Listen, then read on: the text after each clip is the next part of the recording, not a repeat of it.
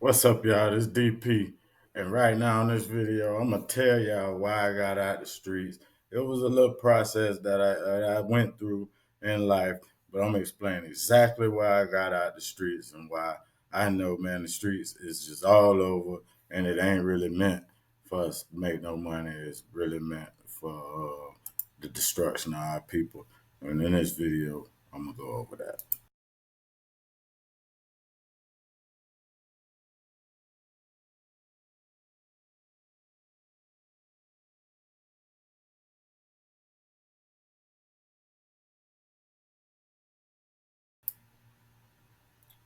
Okay. We had some kind of malfunction with the intro right there. But I'm gonna get right into the video, man. I'm gonna explain to y'all today, man, why I got out of the streets. And, it was a couple years in the making, but I finally just decided that it was over, man. And, it wasn't no real way to survive in them streets no more, man. I'm gonna share this with y'all and just let y'all know. Hopefully, I can open some of y'all eyes up, especially with the way I titled the video. So maybe that's a little bit of a little giveaway on what I'm gonna talk about. But I went to prison in 2010 for some charges that I wound up. The actual crime, alleged crime, happened in 2008. I was arrested in 2009, and I wound up being sentenced to go to prison in 2010 to 20.8 months. So like right up under 2 years, a year and a half, man. It went by really kind of quick. But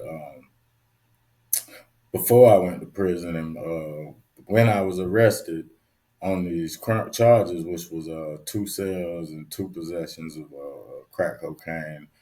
I had a possession of a firearm by a convicted felon and a bunch of other little charges, like driving or suspended license charges, possibly a little weed charge too. Um, but when I got arrested for the sales charges, I kind of, when you first get arrested, you don't know who it is, but you know somebody, the police. So I got bonded out. One of my partners bonded me out, and I got out, and I got my lawyer on the job, and we dug and got all of the paperwork on the case, and from reading the paperwork on the case, the information from the case, I was able to understand exactly who was the informant. So by the end, up until that point, I pretty much basically just shut everything down because I had always told myself, well, when I started on this journey, was 2006 when I got out the last time. I told myself, okay, I'm gonna take one more shot at this. I'm either gonna get rich or I'm gonna go do a bunch of time in jail. But this is my last time taking a chance in the streets. I literally told myself that in 2006 when I was released. And from 2006 up until about 2010, man, I had a mean power run. But what happened was, I would say around 2009, 2008, 2009, the drugs started getting kind of scarce or kind of short or just kind of harder to get. So the prices had went up, and if I could remember correctly during this period, prices had went up to, over $30,000 for a brick. You know what I'm saying? So, I had access. So this was the period where I started to, and it was a short, brief period, and one of the other periods while I was in the streets where I started to kind of wholesale, and take advantage of the connections I had because we was able to get real stupid numbers. You know what I'm saying, for the work. So what we was doing was I was getting them, and you could get anywhere from 36 to 43,000 per unit during this period. So we was really really taking advantage of this, and you didn't have to put in a lot of work to do it. But one thing I noticed was that the drugs wasn't the same as they had been. The coke wasn't as pure as it had been. It always started to be like always like an oily thing to where you kind of had to play with it to make it do what it's supposed to do. And if you know anything, and I ain't got to get into all of that, but if you know anything, you ain't supposed to have to. If you want to, you can play around with it, but you ain't supposed to have to play around with it. So the stuff started coming, and we was coming direct. You know what I'm saying? We was coming direct. It wasn't no in between. You know what I'm saying? It was point A and we was point B. So I just noticed that the quality was going down, way down on the product. So it was being issues. So a couple other things went on, and what we had going on, everybody basically was hot. Like I said, 2009. I got arrested, and pretty much everything that was going on fell apart. A couple people, uh, everybody pretty much went in. You know what I'm saying? To keep it short and sweet, but everybody pretty much went in. So I go in. I go to prison August 23rd, 2010, and I was released in 2012. So in 2012, when I come out of prison, you know, I still I told myself the whole time that it was over. Before I went in, I kind of made some moves and prepared myself to where that when I came home, I could start to move myself into a different direction. You know what I'm saying? It was pretty much over with the streets because my plan was, like I told y'all, in 2006 when I got out, I was going to either get rich or go do a bunch of time. So what the universe did was it split the difference with me, right? So, all right, you're going to go do some time, right? You ain't going to go do a bunch of time, right? You ain't going to get filthy rich, but I'm going to let you get yourself in position so I can see what you're going to do when I give you another chance. So me getting out in 2012 was my another chance, right? And as the universe expected, I got back out, and it wasn't long before I went back into that. I guess you could say stinking thinking, right? Well, um, the business that I had started when I got out, because I had got into the entrepreneur mind state prior to me going to prison with me having an auto body collision shop, and then I opened up a welding and a metal fabrication shop. So when I came home from prison, now I'm like, okay, I'm on work. I'm set up to work. There's no reason for me to be out here taking no chances, right? And then the reality hit me that it ain't just no you open a business and people gonna come for the next about 2 3 years. Uh, it really wasn't. I really didn't grow in business the way that I expected it to be because I thought, man, I'm that dude. Everybody gonna support me. I've been feeding the streets and da da da da. And it was a rude awakening, man. When you come into business and you see that your family and your friends ain't gonna be the ones to support you like you expected, right?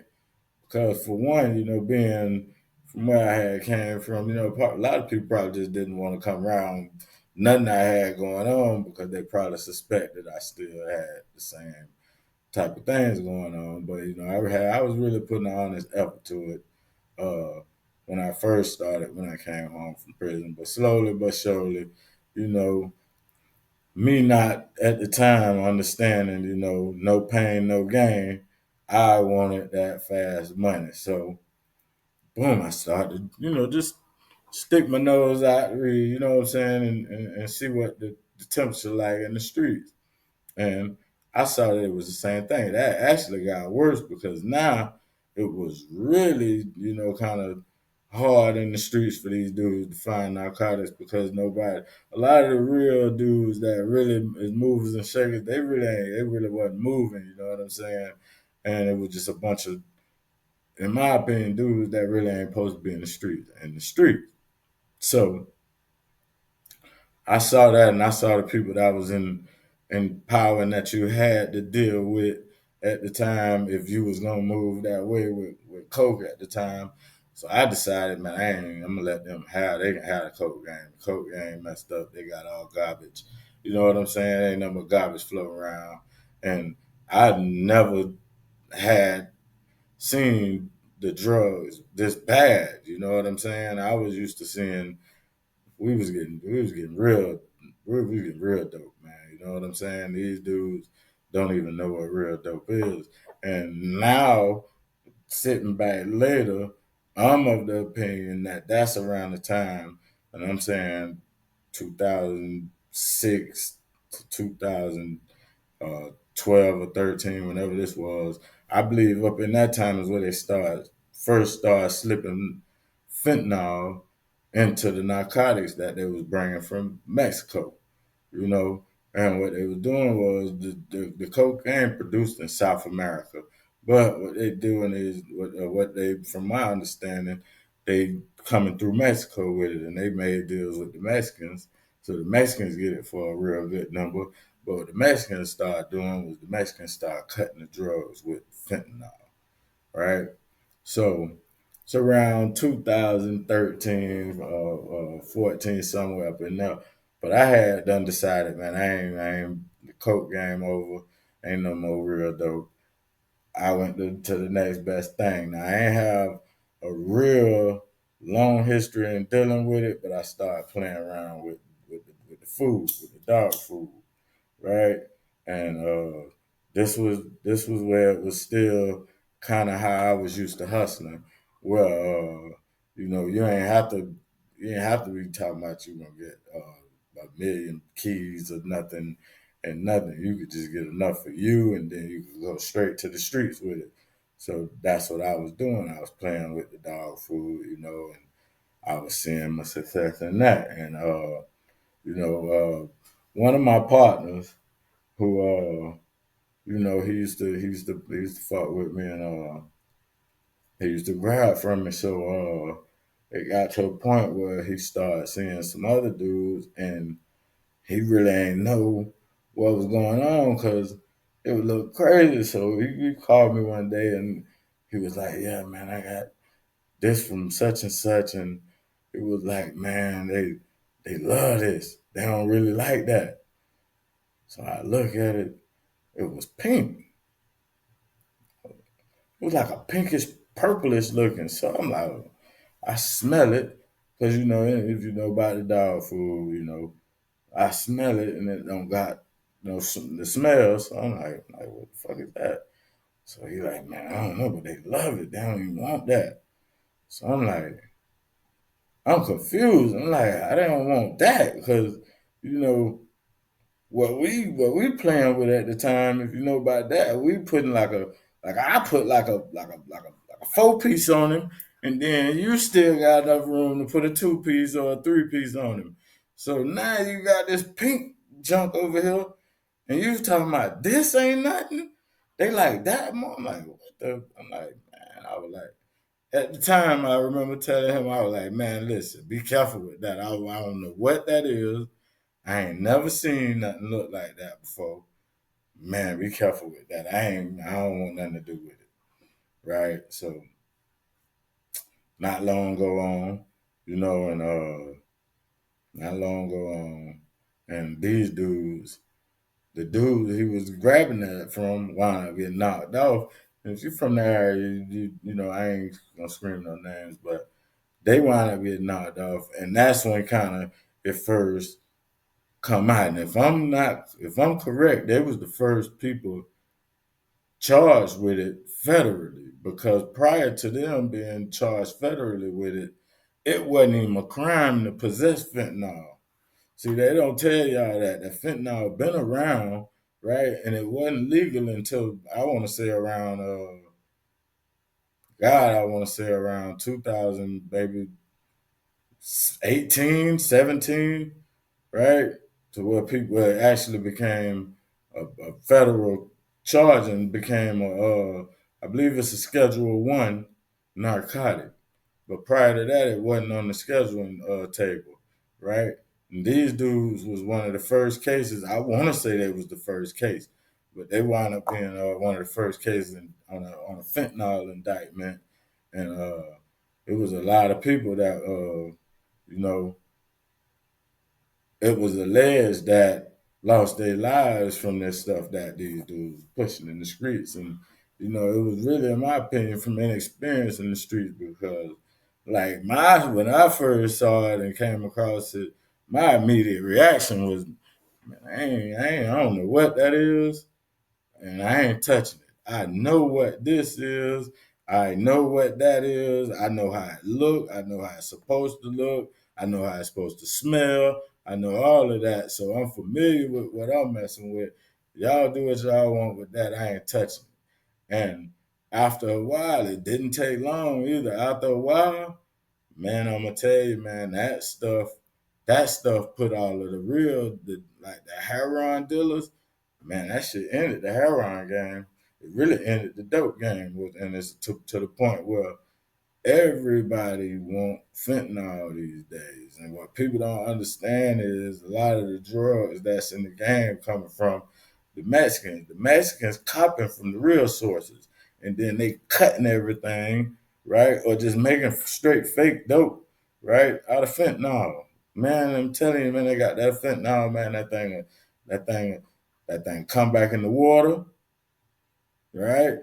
And then you can cut it, and they can bang it. They can do it however they want to do it. You can put this one now schedule one narcotic in any form, and people gonna like it because it's gonna be a harder bang, right? Than the real drug, the organic drugs, right? So we're dealing with a bunch of man-made drugs, man. Ain't no real drugs in the streets no more, man. The pills y'all out there dealing with, everything, man, got fentanyl in it. I'm telling you, man, it's the game, and it's this country, it's the dirty way that they playing the game because they know what was going on. They was allowing this stuff to come into the country, man. They was allowing this stuff to come into the country, right? For the sheriff of Pinellas County to get on TV and say narcotics is back at 1980s prices, meaning that there's only one way that could happen again, and it's the same way it happened then. But it was because the government had their hands in it. They was controlling it. They was overseeing it, and they felt that they would put an end to it when they felt the need to put an end to it, right? So we just saw the whole prior administration open the borders up completely and allow all of this stuff to go on, right? And who did it affect? Who did it affect? The drugs came straight to our neighborhoods. Man, when they first got in office, man, people were dropping dead left and right from fentanyl overdoses. And the only reason that done slowed down is because, in my opinion, niggas didn't learn how to cut it. That's all. Niggas done learn how to cut it, man. I'm telling you, that's why the deaths was happening because niggas ain't understand it and they ain't know how to cut it. So now niggas just done worked out how to cut it, and man, the people gonna keep getting what they want long as it's brought into the country, man. And one thing I'm gonna tell you, man, none of that stuff produced in our neighborhoods, right? And for the most part, if a black dude got the plans and trains and means to move it into the country, he ain't have it to start off with. He had to. It took a long time for him to work his way up to get that, but we ain't doing that. We ain't doing that. We the people that suffer the consequences of it, and we the ones keep making the decision to deal with it. We got free will. We know what's going on. We know what it is, but we continue to push this poison. You know, I was in the streets for a long time, and I done sold all kind of narcotics, drugs, natural drugs, and um, I don't know no crackheads that OD'd on crack. I don't know nobody that OD'd on crack. Crackheads live long time and be strong where I'm from, and I'm not justifying it, right? But what I am saying is that the drugs in our neighborhood now, right, are being controlled by people who don't care, right, whether these drugs gonna kill people or not. They don't care. That's what's missing. That's what's got it bad. Y'all don't understand what y'all doing, man. And I don't knock you for getting no money, dog, but we was a little bit different, because we care about the people. You know, most of the time I was in the streets and most of the money I made was because I had a real close connection to the heart of the streets, which was the users. You know what I'm saying? The users, man. I didn't deal with the dudes, and I wasn't trying to be the supplier of all these dudes and all that old madness, man. I just wasn't on that. So when they took away the ability for me to be able to do what I could for the people that I dealt with, that I cared about and they cared about me, we would feed each other, we would give each other stuff, we would help each other out with stuff. They would help me move. I would help them move. All kind of stuff. You know what I'm saying? Um, and that's the difference in the street dude of the day. He looked down on the people he expect to be his clients and his customers. And we had relationships. They was our neighbors. They was our people we grew up with, parents. So we respected them, and we didn't want to see nothing bad happen to them, man, because we didn't want to see our friends and the people around us suffer. So that's just another reason, another one of the reasons that I feel like we gotta be the ones to put an end to this, because as long as we living in a way to where that the money isn't more important than the outcome, right? Go back to what I'm always be saying: the risk to the reward, right? You gotta start the way the risk to the reward. Is you balling for a year or two till them people get hold of you worth the tragedy and turmoil you're gonna cause if you're out there pushing these drugs that we know laced with something that could, at any point you get a bad batch and go to just knocking people off, because you want to make a couple dollars, you know. That's that, man. I'm telling y'all, man, it ain't real dope out there no more. It's all fentanyl, man. All y'all out there talking about y'all pill popping and party stopping and all of these cocaine snorting and all of that, and then ain't no heroin in the streets. Ain't no heroin. It's all fentanyl. Definitely all fentanyl when it comes down to that. But everything got that fentanyl in it, man. And at any moment, you could be the one to get that bad batch, and you got to get rid of it. So what you gonna do? I'm going, man. It's Big DP, Kingpin Chronicles, man. The game ain't what it seemed no more. The dope ain't even real no more. It ain't even got dope no more, dog. You out there with fentanyl, man. Like, share the content, and subscribe. I'm gonna keep bringing it, man. And we working on some stuff in the back scenes, and we about to bring it, right? First thing we're gonna do is me and my dog, Jed, my co-host. He working on. We got a show we doing in Durban, South Africa. Rick Ross and some other upcoming artists from over there. We put together the concert over there, and that's gonna be May 3rd. So if you're in Africa, or you got access or the ability to go over there and support what we got going on, man, get your tickets, man. They on sale right now. Just Google it, Durban Music Fest 2025, Rick Ross, and you'll find it. If I find a link, I'll put it in the description. But yeah, support that. Buy a ticket. We gonna have some t-shirts and stuff coming out soon. That's the type of stuff we doing because we looking to redeem ourselves, and in redeeming ourselves, we reaching back, man. And we gonna grab the youth and tell them, look, man, we fucked up when we were jits, man, and we was young. We paid the consequences for what we did wrong, and y'all can see that, right? We gonna tell y'all that if we'd have knew what we knew now, we wouldn't be out there. So I'm telling y'all, right, that I know there ain't nothing but fentanyl out there, man. Y'all quit taking chances over it. Quit risking the lives of the people that you looking to make a couple dollars off of, man. I'm gone. We're gonna be coming with that fire because we're gonna bring the dope game all the way from the 60s and 70s up to where it's at today, and explain to you every step the government took in perpetuating our demise with the dope game, and it's the final stage where they just say we just gonna kill all the users, and then that's the final stage. If we can kill all the users, ain't nobody to sell the dope to. Hint, hint, fentanyl, hint, hint, deadly, hint, hint. I'm out, man. It's Big DP. Like, share, subscribe. I'm out.